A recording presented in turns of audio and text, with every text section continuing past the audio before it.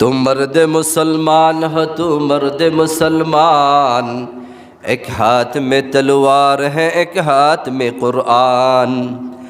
तुम मर्द मुसलमान हो, तुम मर्द मुसलमान, एक हाथ में तलवार है एक हाथ में कुरान।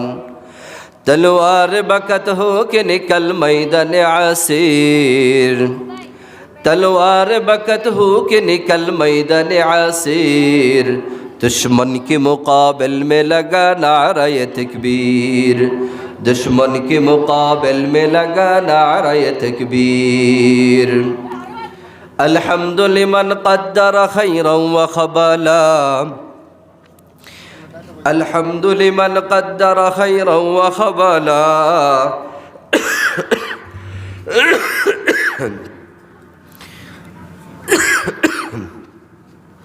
वश्शुक्र लिमन सव्वर हुस्ना व जमाला, वश्शुक्र लिमन सव्वर हुस्ना व जमाला।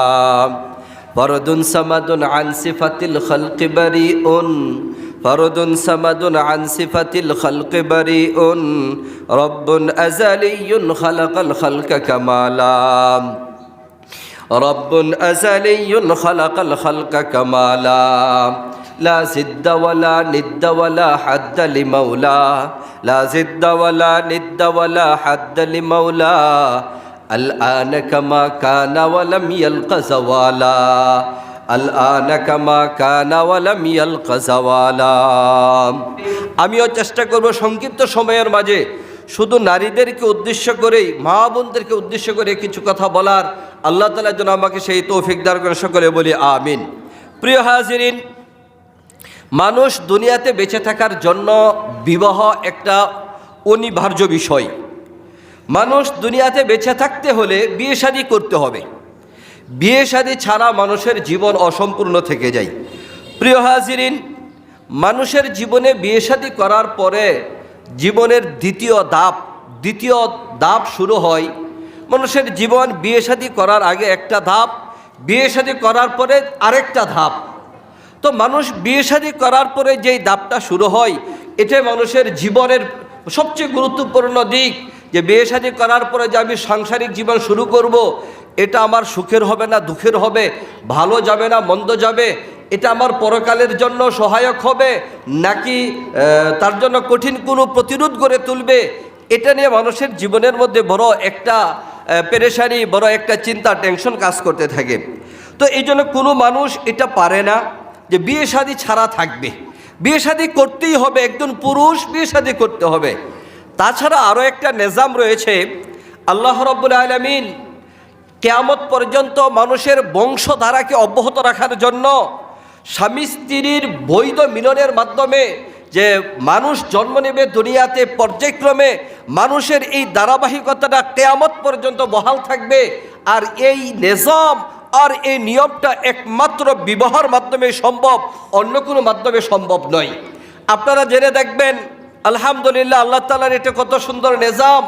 এই যে কত প্রাণী, কত মাখলুককে আল্লাহ তাআলা দুনিয়াতে বানিয়েছেন, ওই মাখলুকাতগুলোর মধ্য থেকে একমাত্র মানুষ জাতি যারা আশরাফুল মাখলুকাত, তারা নারী এবং পুরুষ পরস্পরে মিলনের জন্য একটা ব্যবস্থা রেখেছেন, তা হলো বিবাহ ব্যবস্থা। গরু, ষাঁড়, ছাগল, গরু, মুরগি, আরও যত প্রাণী রয়েছে, নারী এবং পুরুষের মিলন ব্যতীত তাদের থেকে বাচ্চা জন্ম নেয় না। কেউ বাচ্চা জন্ম দেয়, কেউ ডিম দেয়, কিন্তু তাদের জন্য শর্ত হলো নারী এবং পুরুষের মিলন প্রয়োজন। কিন্তু আশরাফুল মাখলুকাত শুধু তাদের এই মিলনের জন্য বৈধ বিবাহ একটা মাধ্যম রেখেছেন, আর অন্য কোনো মাখলুকাতের জন্য এই বিবাহ বৈধ মাধ্যমকে রাখেন নাই। প্রিয় মা বোনেরা, এই যে বিবাহ শাদী করাটা, এই বিবাহ শাদীর নারীদের প্রতি পুরুষের একটা আকর্ষণ, এটা দিয়েই আল্লাহ তাআলা দুনিয়াতে মানুষকে পাঠিয়েছেন। আল্লাহ রাব্বুল আলামিন বলেন, যুয়্যিনা লিন-নাসি হুব্বুশ শাহওয়াতি মিনান নিসাই ওয়াল বানিন। আল্লাহ রাব্বুল আলামিন দুনিয়ার মানুষকে নারীদের প্রতি ভালোবাসা, নারীদের প্রতি আকর্ষণ দিয়ে সৃষ্টি করেছেন। ও মা বোনেরা, আপনারা হলেন অত্যন্ত গুরুত্বপূর্ণ একটি সম্পদ। আপনাদের প্রতি পুরুষের ভালোবাসা থাকবে, আপনাদের প্রতি পুরুষের আকর্ষণ থাকবে। সেই ভালোবাসা আর আকর্ষণ দিয়েই আল্লাহ রাব্বুল আলামিন পুরুষকে সৃষ্টি করেছেন।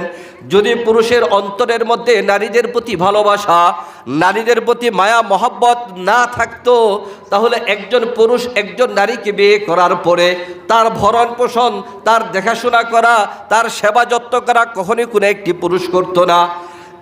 প্রিয় হাজিরিন, এই জন্য আল্লাহ রাব্বুল আলামিন পুরুষের অন্তরকে এভাবে সাজিয়ে দিয়েছেন, যুয়্যিনা লিন-নাসি হুব্বুশ শাহওয়াতি মিনান নিসা।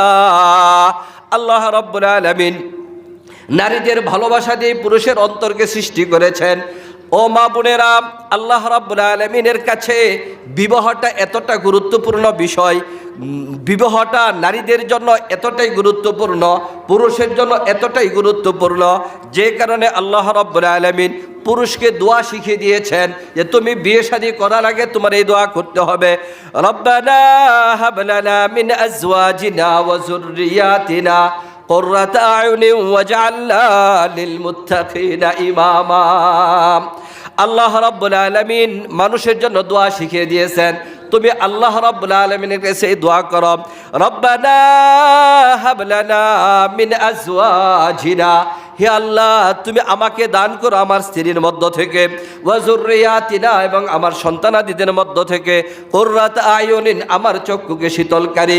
একজন পুরুষ বিয়ে শাদী করার পূর্বেই আল্লাহ রাব্বুল আলামিনের কাছে এভাবে দোয়া করতে হবে, হে আল্লাহ তুমি আমাকে এমন একজন নারী মিলিয়ে দাও, আমাকে এমন একজন স্ত্রী মিলিয়ে দাও যাকে দেখা মাত্রই আমার অন্তর শীতল হয়ে যাবে, আমার মন প্রশান্তি অনুভব করবে, এমন একটি স্ত্রী মিলিয়ে দাও। ওয়াজআলনা লিল মুত্তাকিনা ইমামা, এবং তুমি আমাদেরকে মুত্তাকিনদের জন্য ইমাম বানিয়ে দাও। প্রিয় হাজিরিন, আল্লাহ রাব্বুল আলামিনের কাছে নারী পুরুষ তাদের বিবাহ বন্ধন বড় একটি গুরুত্বপূর্ণ বিষয়। প্রিয় হাজিরিন, কোন নারী দ্বারা দুনিয়াতে পুরুষ শান্তি অনুভব করবে, কোন নারীর মাধ্যমে পুরুষ দুনিয়াতে তার অন্তর শীতল হবে, আল্লাহ রাসূল সাল্লাল্লাহু আলাইহি সাল্লাম হাদিসে পাকের মধ্যে বলে দিয়েছেন, আদ-দুনিয়া মাতা ওয়া খায়রু মাতা'id দুনিয়া আল মারআতুস সালিহা। দুনিয়াটা হলো আসবাব এর জায়গা, আদ-দুনিয়া মাতা ওয়া খায়রু মাতা'id দুনিয়া আল মারআতুস সালিহা। দোস্ত, আল্লাহ রাসূল সাল্লাল্লাহু আলাইহি সাল্লাম হাদিসে পাকের মধ্যে কথা ঘোষণা করতেছেন, দুনিয়াতে পুরুষের জন্য যত নাজ ও নিয়ামতের ব্যবস্থা রেখেছেন, দুনিয়াতে আল্লাহ রাব্বুল আলামিন পুরুষের জন্য যত ভোগ বিলাসের ব্যবস্থা রেখেছেন, সকল ভোগ বিলাস আর নাজ ও নিয়ামতের মধ্যে সর্বোচ্চ নাজ ও নিয়ামত হলো নেককার স্ত্রী পাওয়াটা। আর দুনিয়া মাতা ওয়া খায়রু মাতা'id দুনিয়া আল মারআতুস সালিহা। দুনিয়াটাই হলো আসবাবের জায়গা, আর সবচেয়ে বড় আসবাব হলো নেককার স্ত্রী। এই জন্য মুহতারাম হাজিরিন, যারা আমার আলোচনা শুনতেছেন, যে নেককার স্ত্রী হতে পারবে না, যে নেককার বিবি হতে পারবে না, সে কখনো নেককার সম্পদ হতে পারে না। দুনিয়ার মধ্যে সর্বোচ্চ সম্পদের কথা বলা হয়েছে নারীকে, ওই নারীকে বলা হয়েছে সর্বোচ্চ সম্পদের কথা। যে নারী নেককার হবে, যেই নারীকে দেখা মাত্রই পুরুষের অন্তর শীতল হয়ে যাবে, যেই নারী তার পুরুষের আনুগত্য করবে, যেই নারী পুরুষ যা চাহিদা করবে তা পুরা করবে, যেই নারী পুরুষের মনে আনন্দ দেবে, ওই নারীকেই বলবে মারআতুস সালিহা।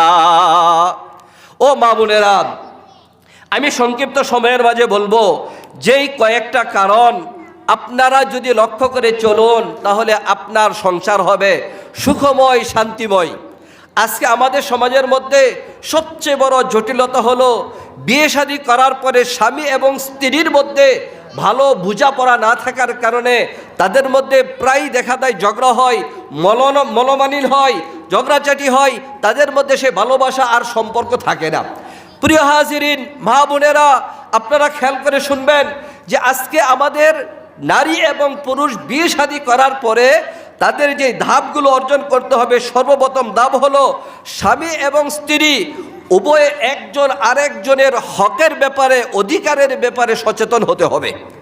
আপনি একজন স্ত্রী হিসাবে আপনার উপর কি দায়িত্ব, আপনার স্বামী হিসাবে আপনাকে দেখাশোনার উপর কি দায়িত্ব, এটা পরস্পরের সুন্দরভাবে বোঝাপড়া থাকতে হবে।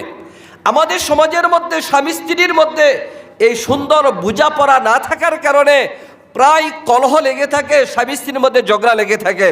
প্রিয় হাজিরিন, একজন স্বামীর উপর দায়িত্ব হলো যখনই সে কোনো মেয়েকে বিয়ে শাদী করবে সর্বপ্রথম তার মহরানাকে আদায় করবে। আজকে আমাদের সমাজের মধ্যে হারাম, অবৈধ, ঘৃণিত যৌতুকের টাকা নিয়ে আলোচনা করা হয়, কিন্তু মোহরের টাকা নিয়ে আলোচনা করা হয় না। এটা অত্যন্ত আপত্তিকর বিষয়। পুরুষদের উপর দায়িত্ব হলো একজন নারীকে বিয়ে শাদী করার পরে সাথে সাথে তার মহরানাকে আদায় করা। কিন্তু আমাদের সমাজে মহরানার টাকা নির্ধারণ করা হয় 5 লক্ষ টাকা, 1 লক্ষ টাকা, 1.5 লক্ষ টাকা অশীল দেওয়া হয়, আর বাকিটা বাকি থেকে যায়। অধিকাংশ সময় পুরুষরা এটা আদায় করে না। মা বোন যারা আছেন মনে রাখবেন, এটা আপনার অধিকার, এটা আপনার পাওনা। আপনার স্বামীর কাছ থেকে আপনি বুঝে নেবেন আপনার মহারানার পুরা টাকাটা। আর যদি উদারতা দেখিয়ে, আপনি মানবতা দেখিয়ে তাকে ছাড় দিয়ে দেন যে না, তোমার এই মহারানার টাকা দিতে পারবে, দেওয়া লাগবে না, তাহলেই শুধু ছাড় পাবে, অন্যথায় সে কখনো ছাড় পাবে না। মহরান টাকা আদায় না করে আপনার স্বামীর যদি ইন্তেকাল হয় আর আপনি দাবি না ছাড়েন, কিয়ামতের ময়দানে আপনার স্বামীর আল্লাহর দরবারে জবাব দিতে হবে। স্বামীর উপর দায়িত্ব আপনার ভরণ পোষণের ব্যবস্থা করা, আপনার খানাদানার ব্যবস্থা করা। একটা ভালো ঘর পর্দা পুশিদের মধ্যে থাকা যায়, এই ঘরের ব্যবস্থা করা স্বামীর উপর দায়িত্ব। আপনার উপর দায়িত্ব কি? আপনার উপর দায়িত্ব হলো সর্বপ্রথম হলো যে আপনার স্বামীর শারীরিক যে চাহিদা মিলনের মাধ্যমে পুরা করা দরকার, এটাকে পরিপূর্ণভাবে আদায় করা। এই ক্ষেত্রে স্বামী যখন যেভাবে আপনাকে বৈধ তরিকার মধ্যে চাইবে, তার শারীরিক চাহিদাকে মেটানোর জন্য স্ত্রীর উপর দায়িত্ব হলো সাথে সাথে স্বামীর ওইটাকে সাড়া দেওয়া। শরীয়ত কর্তৃক যুক্তিসঙ্গত কোনো কারণ যদি না থাকে, আর কোনো স্ত্রী যদি স্বামী তাকে আহ্বান করেছে আসো আমি তোমার সাথে আনন্দ বিনোদন করব, আর ওই স্ত্রী যদি ওই ডাকে সাড়া না দেয়, মা বোন যারা আছেন আমার এই কথাটা খেয়াল করে শুনবেন, আল্লাহর রহমতের ফেরেশতারা আপনার জন্য অভিশাপ করতে থাকে, আপনার জন্য বদদোয়া করতে থাকে। যতক্ষণ পর্যন্ত আপনার স্বামী আপনার উপর খুশি না হবেন, ততক্ষণ পর্যন্ত আল্লাহর রহমতের ফেরেশতারা আপনার জন্য বদদোয়া করতে থাকেন। হাদিসে পাকের মধ্যে আসছে, আপনি রুটি বানাচ্ছেন, একটা রুটি তাওয়াতে দিয়েছেন, ঠিক এই মুহূর্তে আপনার স্বামী আপনাকে ডেকেছে, সাথে সাথে আপনার উপর দায়িত্ব হলো রুটি পুড়ে যায়, পুড়ে যাক, আপনার স্বামী ডাকে সাড়া দেওয়া। আপনি যদি স্বামীর ডাকে সাড়া না দেন, মনে রাখবেন আল্লাহ রহমতের ফেরেশতারা আপনার জন্য বদদোয়া করতে থাকবে, অভিশাপ করতে থাকবে। এমনকি রাতের বেলা যদি হয় ফজর পর্যন্ত আপনার জন্য অভিশাপ হতে থাকবে। এই জন্য প্রথম দায়িত্ব হলো আপনার একজন স্ত্রী হিসাবে, যখনই আপনার স্বামী আপনাকে ডাকবে তার চাহিদা পূরণের জন্য সাথে সাথে তার ডাকে সাড়া দেওয়া। নিশ্চয়ই আপনি হাদিস শুনেছেন, আল্লাহ রসুল বলেছেন, লাউ কুনতু আমারতু আহাদান আন ইয়াসজুদা লি আহাদিন লা আমারতুল মারআতা আন তাসজুদা লি যাওজিহা। আল্লাহ রসুল বলেন, আল্লাহ তাআলা ঘোষণা করেছেন, পৃথিবীতে যদি আমি কাউকে সেজদা করার আদেশ করতাম, তাহলে আমি একজন স্ত্রীকে আদেশ করতাম তার স্বামীকে সেজদা করার জন্য। আল্লাহু আকবার। মা বোনরা খেয়াল করে শুনেন, এই কথাটা কত গুরুত্বপূর্ণ কথা। একজন মানুষকে যদি আল্লাহ ব্যতীত কাউকে সেজদা করার আদেশ দিতেন আল্লাহ রসুল সাল্লাল্লাহু আলাইহি ওয়াসাল্লাম, আল্লাহর পক্ষ থেকে নির্দেশ এমন থাকতো, তাহলে আল্লাহ তাআলা আদেশ করতেন একজন নারীকে, স্ত্রীকে, সে যেন তার স্বামীকে সেজদা করে। স্বামীর মূল্য এতটাই বেশি। প্রিয় হাজিরিন, আজকে আমাদের সমাজের মধ্যে এই দিকটা নাই। হাদিসে পাকের মধ্যে আসছে, আল্লাহ রসুল বলছেন কোন মহিলা ভালো, কোন মহিলা সবচেয়ে ভালো, এর গুণাগুণ বর্ণনা করতে যে বলেছেন যে আন-নবী আন-নিসা উল্লাতি তাসুরুহু ইদা নাযারা ওয়া তুতিউহু ইদা আমারা। ওই স্ত্রী ভাগ্যবান, ওই স্ত্রী সৎ, ওই স্ত্রী ভালো যখন তার স্বামী তার দিকে তাকায়, তখন তাকিয়ে তার থেকে খুশি হয়। আজকে আমাদের সমাজের মধ্যে বড় একটা মারাত্মক জটিলতা হলো যে কোনো একজন স্ত্রী লোক তার স্বামীর সাথে হাসি মুখে কথা বলবে, এটা মনে করে যে না, আমার স্বামীর সাথে আমি কেন হাসি মুখে কথা বলবো। দেখা যায় দেবরের সাথে, ননদের সাথে, চাচাতো ভাই, ফুফাতো ভাই, খালাতো ভাই, পাড়া প্রতিবেশীর সাথে যখন সে কথা বলতেছে, কি সুন্দর অঙ্গভঙ্গি করতেছে, হাসি মুখে কথা বলতেছে। আর যখন নিজের স্বামীর সাথে কথা বলে তখন চেটাং চেটাং করে, কটকটা করে কথা বলে, হাসি মুখে কথা বলে না। ও বোন, ও মা, আমি আপনাকেই বলছি এই কথাটা, আপনি খেয়াল করে শুনুন। আপনার স্বামীর সাথে যখন কথা বলবেন এভাবেই কথা বলবেন যেন আপনি হাসি মুখে থাকেন এবং স্বামী আপনার হাসি মুখটা দেখে খুশি হয়ে যায়। প্রিয় হাজিরিন, এরপরে দেখুন আজকে আমাদের সমাজের মধ্যে নারীদেরকে বলা হয়েছে তুমি তোমার সাজগুজের সৌন্দর্যটা সর্বোচ্চটা তোমার স্বামীকে দেখাবে। আজকে মা বোনরা এই ব্যাপারে বড়ই উদাসীন। আপনার স্বামী বাহিরে কাজকাম করতেছে, আপনার উপর দায়িত্ব স্বামী যখনই ঘরে ফিরবে তখনই আপনার ময়লা আবর্জনা নোংরা যে কাপড়গুলো পরনে ছিল এগুলোকে খুলে ফেলুন। সর্বোচ্চ মানের সাজসজ্জা করে পরিপাটি হয়ে কাপড় চোপড় ভালো পরে আপনি অপেক্ষা করুন কখন আপনার স্বামী ঘরে আসবে। স্বামী ঘরে আসার সাথে সাথে আপনি স্বামীকে সালাম দিন।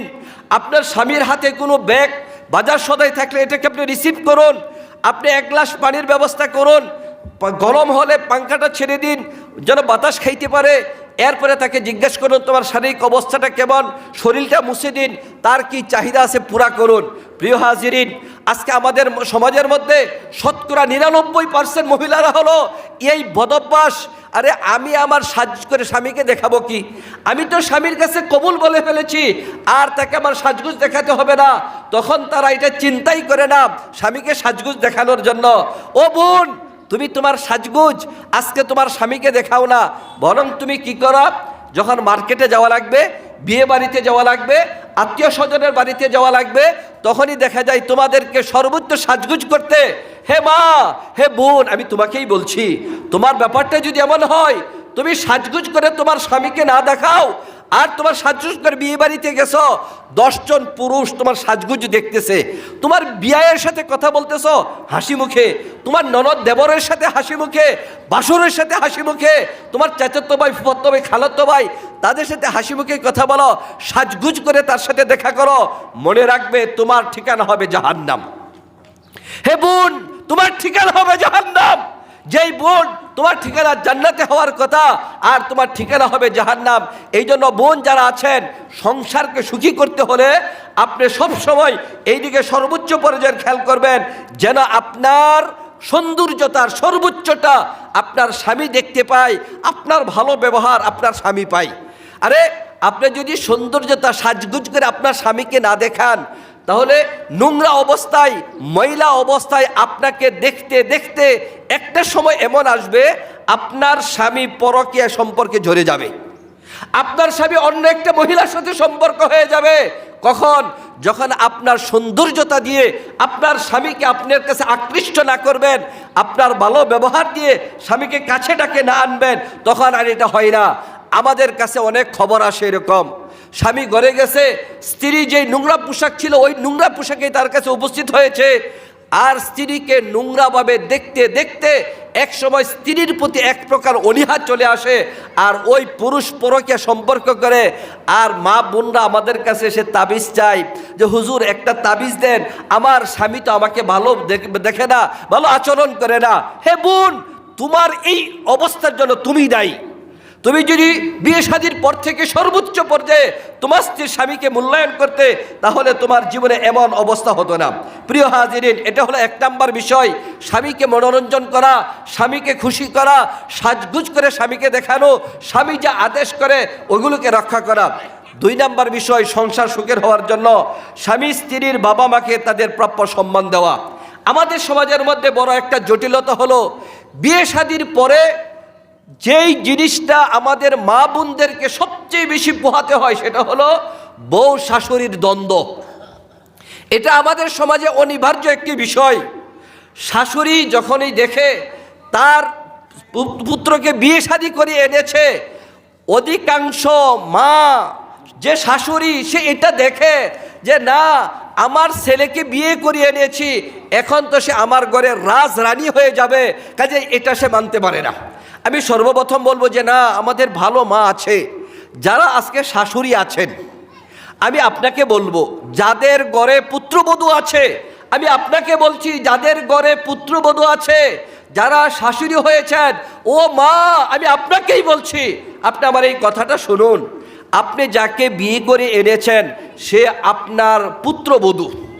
আপনার ছেলে, আপনার পুত্র আপনার কাছে যতটা আদরের সম্মানের, ঠিক আপনি যাকে বিয়ে করে এনেছেন সেও তার বাবার ঘরে ঠিক তেমনই আদরের এবং সম্মানের ছিল।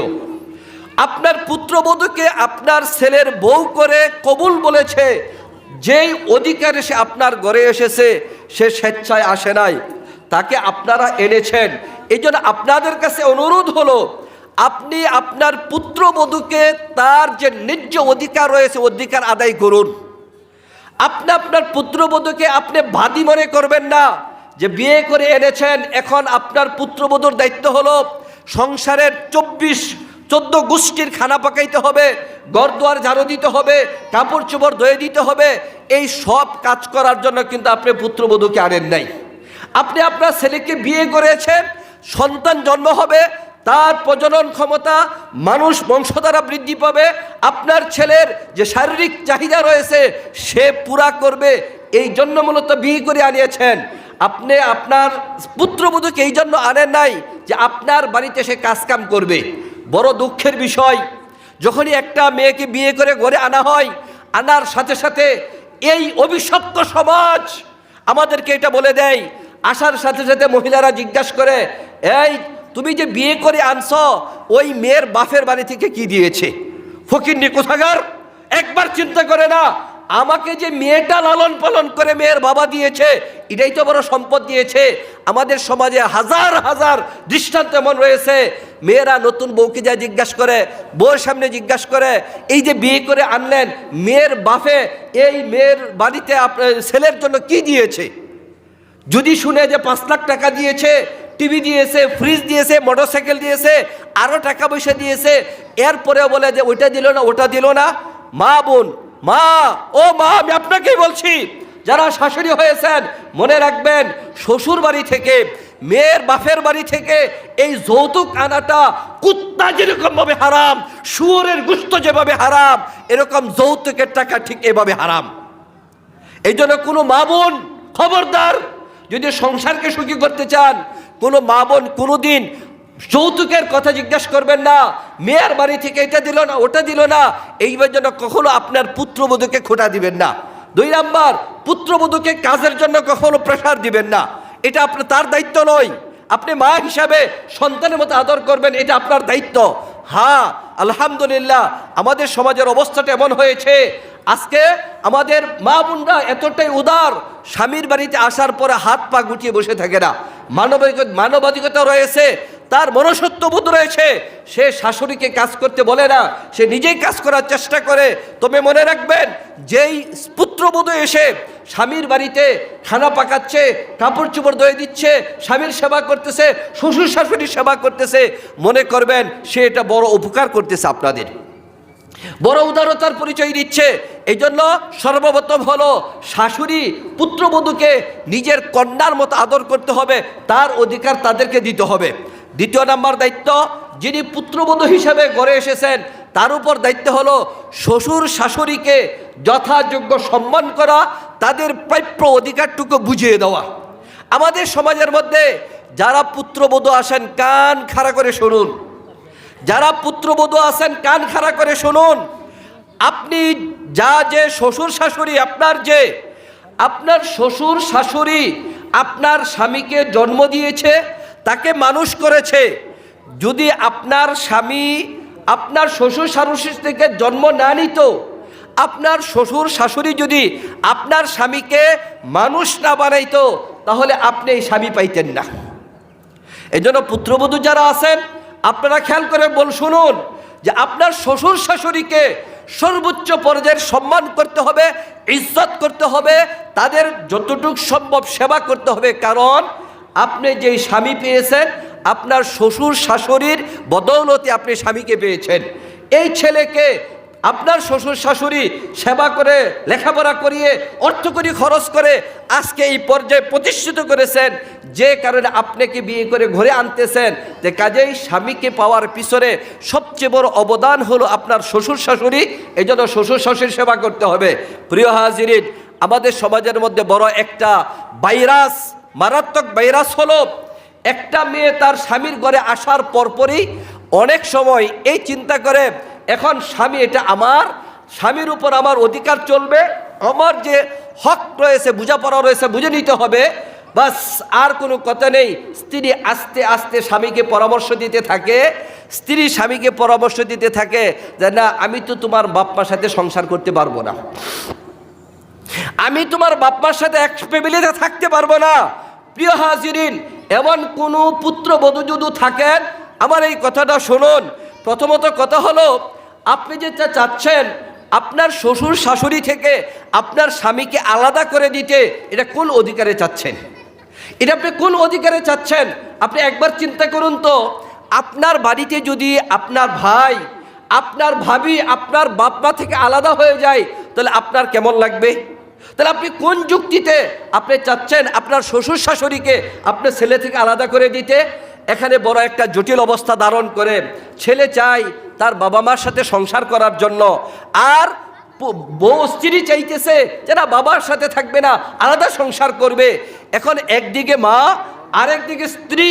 এখন যেই বেচারা বিয়ে শাদী করেছে, ওই বেচারা পরে মাইকা বেচের মধ্যে, ঠিক কিনা বলুন? ওই বেচারা এমন এক জটিলতায় পড়ে, একদিকে মায়ের অধিকার আদায় করতে হবে, আরেকদিকে স্ত্রীর অধিকার তার প্রাপ্য বুঝিয়ে দিতে হবে। এখন বেচারা মাঝখানে ফাটা বাসের চিপায় পড়ে হাই হুতাশ করতে থাকে, এখন আমি কি করব? ও বোন, আমি আপনাকেই বলছি, আপনি আপনার জীবনে সর্বোচ্চ দিয়ে চেষ্টা করুন সন্তান এবং মায়ের মাঝখানে কিভাবে মিল মহব্বত ধরে রাখা যায়, সংসারে যেন ফাটল না হয়, ওই চিন্তা করতে হবে। কিন্তু অত্যন্ত দুঃখের বিষয়, আমাদের সমাজের মধ্যে জি বাংলা, জি সিনেমা, ভারতীয় সিরিয়ালগুলো দেখে, নাটকগুলো দেখে আমাদের বোনেরা এমন কুটু কৌশল রপ্ত করে নেয় যে কিভাবে আস্তে আস্তে করে স্বামীকে তার মার কাছ থেকে আলাদা করতে হয়, সব কৌশল তারা শিখে ফেলে। খবরদার বোন, আমি আপনাকেই বলছি, যদি আপনি এমন কোনো কৌশল করুন, আপনি একবার ভাবুন তো, আপনি আজকে আপনার শাশুড়ি থেকে তার ছেলেকে আলাদা করতেছেন, আপনিও তো একদিন শাশুড়ি হবেন। মনে রাখবেন হে বোন, আপনি আপনার শ্বশুর শাশুড়ির সাথে যেই পরিমাণ খারাপ আচরণ করবেন, ঠিক ওই পরিমাণ খারাপ আচরণ আপনার সন্তানের কাছ থেকে আপনি পাবেন। এই জন্য যারা শাশুড়ি আছেন তাদের খেয়াল করতে হবে পুত্রবধূকে আদর করা, যারা পুত্রবধূ আছে তারা শাশুড়িকে সম্মান করার চিন্তা করতে হবে। আশরাফ আলী থানভী রহমতুল্লাহ আলাইহি একটা ঘটনা শুনিয়েছিলেন। এক ব্যক্তি তার বাবাকে লাঠি নিয়ে দৌড়াচ্ছে, দৌড়াতে দৌড়াতে অনেক দূর এগিয়ে গেছে, যাওয়ার পর বলতেছে বাবা হয়েছে হয়েছে। তো ছেলে কথা শুনে নাই, মারবে উদ্বুদ্ধ হয়েছে, আরেকটু সামনে দৌড়িয়ে গেছে, যাইয়া বলতেছে বাবা একটু বেশি হয়ে গেছে, বেশি হয়ে গেছে। এখন ছেলের মাথায় চিন্তা আসলো, আমি আমার বাবাকে পিটানোর জন্য দৌড়াচ্ছি, আমার বাবা বলল এক সময় হয়ে গেছে হয়ে গেছে, এখন বলতেছি একটু বেশি হয়ে গেছে, কথাটার অর্থ বুঝলাম না। ছেলে লাঠি রেখে তার আব্বাকে জিজ্ঞেস করতেছে যে আব্বা তুমি বলো তো ঘটনাটা কি বলতে চাচ্ছ আমাকে? তখন বলতেছে যে বাবা, আমি আমার বাবাকেও লাঠি নিয়ে দৌড়ে ওই পর্যন্ত আনছিলাম, আমি আমার বাবাকে লাঠি দিয়ে দৌড়াই ওই পর্যন্ত আনছিলাম, তো ওই পর্যন্ত যখন আমি আসছি তখন আমি তোমাকে বলছি হয়েছে হয়েছে। অর্থাৎ আমি আমার বাবার সাথে যেই পরিমাণ খারাপ আচরণ করেছিলাম তুমি আমার সাথে করে ফেলেছিলা, আর এর সে অতিরিক্ত যেটুক হয়ে গেছো বেশি হয়ে গেছে। বাবা তুমি আমার সাথে যেই পরিমাণ খারাপ আচরণ করলে তোমার সন্তান তোমার সাথে এর চেয়ে আরেকটু বেশি খারাপ আচরণ করবে, নাউজুবিল্লাহ। এই জন্য মা বোন যারা আছেন, যারা আজকে পুত্রবধূ আছেন, আপনি আপনার শাশুড়িকে সম্মান করুন, তার সেবা করুন, তাহলে আপনার পুত্রবধূ যারা আসবে তারাও আপনার সেবা করবে, আপনাকে সম্মান করবে, আর এই সংসার সুখের হয়ে যাবে। আর যদি এমনটা না হয় নষ্ট হয়ে যাবেন। প্রিয় হাজিরিন, তৃতীয় নাম্বার বিষয়, আমাদের মা বোনদের সুখী সংসারে আগুন জ্বলে পর্দার ফরজ বিধান না থাকার কারণে। আমাদের সমাজের মধ্যে পর্দার ফরজ বিধান না থাকার কারণে আমাদের মা বোনদের সংসার টিকে না, পরকীয়া সম্পর্ক হয় আর সংসার টিকে না। এই জন্য পর্দার বিধানের ব্যাপারে সর্বোচ্চ খেয়াল করতে হবে। পর্দা এটা ফরজ বিধান, এটা কাজা করা যায় না। এখন জোহরের নামাজের সময় মা বোনদের জন্য পড়তে পারে না, আসরের সময় নামাজ আবার পড়ে নিবে, কাজা আদায় করা যাবে। রোজা রাখতে পারে নাই, কাজা আদায় করতে পারবে। এগুলো ফরজ বিধান, যেরকম পর্দাও ফরজ বিধান, কিন্তু পর্দার কোনো কাজা নাই। পর্দার কি নাই? কোনো কাজা নাই, যে এখন আমি একটা পরপুরুষের সাথে চলে গেলাম, পরবর্তীতে কাজা আদায় করে নিব, এই সুযোগটুকু নয়। এই জন্য মোহতারাম হাজিরিন, মা বোন যারা আছেন, আপনি পর্দা করে চলবেন। আপনার সৌন্দর্যতা যেরকমভাবে পর্দা, আপনার কণ্ঠটাও পর্দা। এই জন্য হাদিসের মধ্যে আসছে, কোরআনে কারীমের আয়াতের মধ্যে আসছে, পরপুরুষের সাথে যখন মহিলারা কথা বলবে কর্কশ ভাষায় কথা বলবে, এটা নিয়ম, যেন কণ্ঠের মায়ায় তার প্রেমে পড়ে না যায়, এই জন্য কঠোর ভাষায় কথা বলতে বলা হয়েছে। কিন্তু আমাদের সমাজের অবস্থা হলো, মেয়েরা যখন স্বামীর সাথে কথা বলে তখন চড়া ভাষায় কথা বলে, আর অন্য বিয়ায়ের সাথে, খালাতো ভাই ফুয়াতো ভাইয়ের সাথে কথা বলে, দেবর রসনের সাথে কথা বলে, স্বামীর বন্ধু বান্ধবের সাথে কথা বলে, তখন কত মিষ্টি কথায় কথা বলে, এটার কোনো শেষ থাকে না। এই জন্য মুহতারাম হাজিরিন, খেয়াল করতে হবে পর্দার বিধান। পর্দা তো এমন একটা বিধান, অপরাধ করে একজন শাস্তি ভোগ করে চারজন। মানে পর্দা এমন একটা বিধান, পর্দার বিধান লঙ্ঘন করতেছে একজন মহিলা, সে তার বাবাকে এই জন্য জাহান্নামে নিবে, তার ভাইকে জাহান্নামে নিবে, তার স্বামীকে সে জাহান্নামে নিবে। একজন অপরাধ করবে, বাবা, ভাই, স্বামী এবং সন্তান তিনজনকে জাহান্নামের ভাগীদার করবে একজনের অপরাধে। আর কোনো অপরাধের ক্ষেত্রে এমনটা হয় না। এই জন্য পর্দার বিধানে সর্বোচ্চ খেয়াল রাখতে হবে। 4 নম্বর হলো, মনে রাখবেন সংসার জীবনের মতো স্বার্থপর হতেই পারে না। স্বামীর সাথে কখনো তর্কে জড়াবেন না। সংসার জীবনটা একসাথে যখন চলবে, স্বামী এবং স্ত্রীর তর্ক হতেই পারে, একটা মত পার্থক্য দেখা দিতেই পারে। তখন স্বামীর স্ত্রী যখন তর্কে লিপ্ত হবে, তখন স্ত্রীর জন্য দায়িত্ব সে নত স্বীকার করবে। স্বামীর ভুল হোক, স্বামীর ভুল স্ত্রী জানতেছে, এরপরে স্ত্রীর উপর দায়িত্ব হলো সে নত স্বীকার করবে, সে চুপ করে বসে থাকবে, সে সরি বলবে। ওই স্বামী ওই স্ত্রী কখনোই সুখী হতে পারবে না যে স্বামীর কথায় কথায় স্বামীর সাথে ঝগড়া করবে, তুইটাই বলবে, স্বামীর সাথে ঝগড়া করবে, সে কখনো সফল হতে পারবে না। এই জন্য মুহতারাম হাজিরিন, মা বোন যারা রয়েছেন, স্বামীর সাথে কখনোই তর্ক করবেন না। জীবন সংসার চলার ক্ষেত্রে একটু মত পার্থক্য দেখা দিতেই পারে। আজকে আপনার স্বামীর সাথে তর্ক করবেন, আগামীকাল আবার মিলে যাবেন। আমি অনেক জায়গায় এই কথাটা বলি, স্বামী স্ত্রী যখন ঝগড়া করে তখন কিন্তু তাদের পরস্পরের দ্বন্দ্ব সবাই দেখে। স্বামী স্ত্রী যখন আনন্দ কোনো মুহূর্তে একসাথে কাটায়, এটা কিন্তু কেউ দেখে না, এটা কেউ দেখে না। কাজে আপনি ঝগড়ার ব্যাপারটা দেখাবেন কেন? কাজে এই ব্যাপার থেকে আপনাদের বের হয়ে আসতে হবে। আরেকটা জটিল বিষয় হলো, মা বোন যারা আছেন খেয়াল করে শুনুন, সামান্য কিছু নিয়ে ঝগড়া হয়, মেয়েরা ফুটুস ফাটুস বলতে থাকে, আমার তালাক দিয়ে দাও, তালাক দিয়ে দাও, আমার বাপের বাড়ি থেকে খানা কম আছে নাকি, আমি চলে যাব, তালাক দিয়ে দাও, তালাক দিয়ে দাও। পৃথিবীর মধ্যে সবচেয়ে নিম্ন স্তরের হালাল হলো তালাক। মা বোন যারা শুনতেছেন আমার কথা খেয়াল করে শুনুন, স্বামী স্ত্রীর মধ্যে যে মিলন না হলে তালাক দেওয়াটা, এটা হলো পৃথিবীর সবচেয়ে নিম্নমানের একটা হালাল। আর যেই নারী স্বামীর কাছ থেকে তালাক চাই, সে অভিশপ্ত নারী, তার উপর আল্লাহর অভিশাপ আসে। এই জন্য কোনো মা বোন ঝগড়াঝাটি হলে কখনো স্বামীর কাছে তালাক চাইবেন না। আরে যারা তালাক প্রাপ্তা হয়েছে, স্বামীর সাথে ঝগড়া করে তালাক নিয়ে ডিভোর্স দিয়ে চলে গেছে, ওদেরকে যে জিজ্ঞাসা করুন ওদের জীবনটা কতটা দুর্বিষহ হয়ে গেছে, কতটা কঠিন হয়ে গেছে। আজকে স্বামীকে থাকতে, স্বামীকে কদর করুন, ইজ্জত করুন, শ্রদ্ধা করুন, সম্মান করুন, আপনার সংসার সুখের হবে। আমার সময় শেষ হয়ে গেল। সর্বশেষ যেই কথাটা বলবো, সংসার সুখী হতে হলে সন্তান যদি ভালো হয়, ওই সংসারও সুখী হয়। মনে রাখবেন, মা যদি ভালো হয় তাহলে সন্তান ভালো হবে, মা যদি খারাপ হয় সন্তানও খারাপ হয়ে যাবে। আজকে আমাদের সমাজের মধ্যে মা বোনরা এটা খেয়াল করে না। মা বোনের পেটে যখন সন্তান আসবে, তখনই আপনার পর্দা পুরুষদের মধ্যে থাকতে হবে, হালাল হারাম বেছে চলতে হবে, গুনার কাজ করা যাবে না। আজকে আমাদের সমাজের মধ্যে যখন মা বোনদের পেটে সন্তান আসে, সারাদিন মোবাইল নিয়ে বসে থাকে, টিভি সিরিয়াল দেখতে থাকে।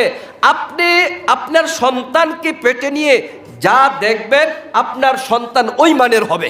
এই জন্য মুহতারাম হাজিরিন, পৃথিবীতে সবচেয়ে বড় সুখের জায়গাটা হলো নিজের সন্তান মানুষ হওয়া। এই জন্য মা বোন যারা আছেন, আমি আপনাদের কাছে উদারত আহ্বান রাখবো, আপনার গর্বের সন্তানকে যদি ভালো বানাতে চান, তাহলে আপনার নেককার হতে হবে। আমি একটা ছোট্ট ঘটনা বলে আলোচনা শেষ করব। বাদশাহ ইয়ার মোহাম্মদ আফগানিস্তানের একজন বাদশাহ ছিলেন। তিনি তিনার ছেলেকে শত্রু বাহিনীর সাথে যুদ্ধ করার জন্য পাঠালেন। বাদশাহ ইয়ার মোহাম্মদ এসে তার স্ত্রীকে বলতেছেন যে, আমি তো আমার ছেলেকে শত্রুর সাথে মোকাবেলা করার জন্য পাঠিয়েছি, আমার ভয় হচ্ছে না জানি আমার ছেলে হেরে যায়। বাদশাহ ইয়ার মোহাম্মদের স্ত্রী বাদশাকে বলতেছে যে, না, নিশ্চিত আপনি জেনে রাখুন আপনার সন্তান হারবে না। পরের দিন আসছেন, আবার বাদশার মুখটা অত্যন্ত মলিন। স্ত্রীকে বলতেছেন, আমার কাছে খবর আসছে আমার ছেলে পরাজিত হচ্ছে, আমার ছেলে শত্রু বাহিনীর কাছে পরাজিত হচ্ছে, পিছপা হটতেছে। তিনার স্ত্রী বললেন, আপনি নিশ্চিতভাবে জেনে রাখুন আপনার এই ছেলে পরাজিত হবে না। এখন স্বামী তো বাদশাহ ইয়ার মোহাম্মদ, সে তো অত্যন্ত অস্থির, আমার ছেলে বুঝে পরাজয় বরণ করবে। তৃতীয় দিন আবার যখন আসলেন, আসার পর স্বামী বাদশাহ তিনার মুখ হাস্য উজ্জ্বল, স্ত্রীকে বলতেছেন, আলহামদুলিল্লাহ, আমার ছেলে শত্রু বাহিনীকে পরাজিত করে বিজয় লাভ করে বীরের বেশে ফিরে আসতেছে। এখন স্বামীর কৌতূহল হলো বাদশাহ ইয়ার মোহাম্মদের, যে তার স্ত্রীকে জিজ্ঞাসা করতেছে, এই তোমার কি স্পেশাল কোনো গোয়েন্দা ফোর্স আছে? তো বলতেছে যে না। তাহলে তুমি এতটা নিশ্চিত হয়ে কী কারণে বললে যে তোমার ছেলে বিজয় লাভ করে আসবে? তখন বাদশাহ ইয়ার মোহাম্মদের স্ত্রী বলতেছে, এই সন্তান যখন আমার পেটে এসেছিল, আমি কোনো গুনার কাজ করিনি, আমি কোনো অপরাধ করিনি, বেপরদিকি হইনি, আমি আমার ছেলেকে কোরআনে কারিমের হাফেজ বানিয়েছিলাম। আমি যেই ছেলেকে এতটা দিনদার হিসেবে বানিয়েছি, ওই ছেলে হয় বিজয় লাভ করবে, না হয় শাহাদত বরণ করবে। শত্রুর কাছে সে কখনো পরাজিত হতে পারে না। এই জন্য মা বোন যারা আছেন, আমি আপনাদের কাছে আহ্বান করব, নিজের সন্তান কিভাবে নেককার হবে। আপনার সন্তান যদি নেককার হয়, দোয়া করবে, রব্বানা রব্বিরহামহুমা কামা রব্বায়ানি সগীরা। আর যদি সন্তান খারাপ হয়, এই দোয়া করবে, রব্বানা আতিহিম দিফাইনি মিনাল আযাব ওয়ালআনহুম লানান কাবীরা। কিয়ামতের ময়দানে দোয়া করবে আপনাকে দ্বিগুণ শাস্তি দেওয়ার জন্য। এই জন্য মা বোন, আমি আলোচনা এখানে শেষ করছি। আমি যেই কথাগুলো বললাম, এক নম্বর হলো সংসার জীবনে আপনাদের উপর দায়িত্ব হলো স্বামী স্ত্রী বোঝাপড়া ভালো করে চলা, শ্বশুর শাশুড়ির সেবা করা, স্বামীর শ্রদ্ধা করা, স্বামীর হককে আদায় করা, পর্দা পুশিদা মতে থাকা। আর যেই দিকগুলোকে বললাম, এই দিকগুলো মেনে চলবেন, ইনশাল্লাহ আপনার সুখে সংসার হবে। আপনি যদি মনে করেন উদ্যত আচরণ করবেন স্বামীর সাথে, তাহলে আপনিও তো কষ্ট করবেন, স্বামীও কষ্ট করবে। কাজে এমনটা যেন না হয়, এই দিক আমাদের চিন্তা করতে হবে। এই সুখের সংসার পেতে হলে এই যে আপনাদের কাছে যে মাদ্রাসা হামিও সুন্নাহ মহিলা মাদ্রাসা, আপনারা আপনাদের সন্তানদেরকে এই ছেলেদের মাদ্রাসায় ছেলেদেরকে দিবেন, মেয়েদের মাদ্রাসায় মেয়েদেরকে দিবেন। আপনার এই মেয়ে কিয়ামতের ময়দানে আপনার জান্নাতে যাওয়ার উসিলা হবে। আর যদি আপনার মেয়েকে দিনদার হিসেবে গড়ে না তুলুন, তাহলে এই মেয়েই আপনার জন্য জাহান্নামে যাওয়ার কারণ হবে। আল্লাহ রাব্বুল আলামিন, এই যেটুকু আলোচনা করলাম